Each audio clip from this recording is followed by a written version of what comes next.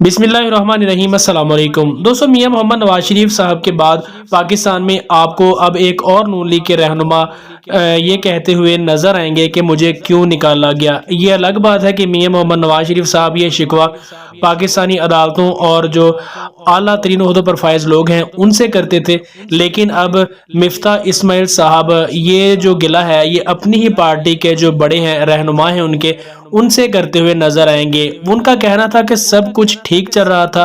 पाकिस्तान के हालात सही समत में जा रहे थे और बहुत से सख्त फैसले भी उनकी तरफ से किए गए और पाकिस्तानी मईशत अब बेहतरीन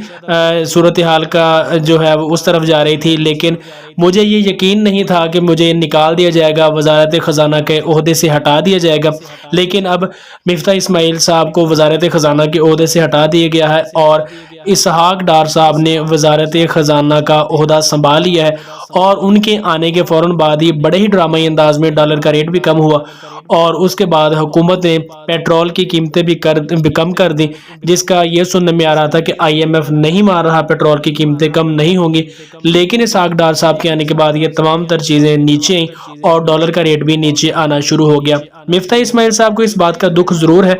कि उन्होंने पाकिस्तान के लिए और पाकिस्तान के मीशत के लिए बहुत कुछ किया। ये उनके बकौल है कि पाकिस्तान की जो मीशत है वो अच्छी समत में जा रही थी और उन्हें इस बात का बिल्कुल यकीन नहीं था कि उन्हें हटा दिया जाएगा, लेकिन फिर बड़ों ने फैसला किया जो नून लीग के थे और उनको हटाने के बाद इसहाक डार को वापस लाया गया। ना सिर्फ उन्हें वापस लाया गया बल्कि हीरो बनाकर भी पेश किया जा रहा है, जैसे कि सूरत हाल आप लोगों के सामने है। और मिफ्ता इस्माइल साहब ये कहने के लिए हक बजानिब है कि मुझे क्यों निकाला गया और उनको निकाले जाने की वजह भी नहीं बताई जा रही।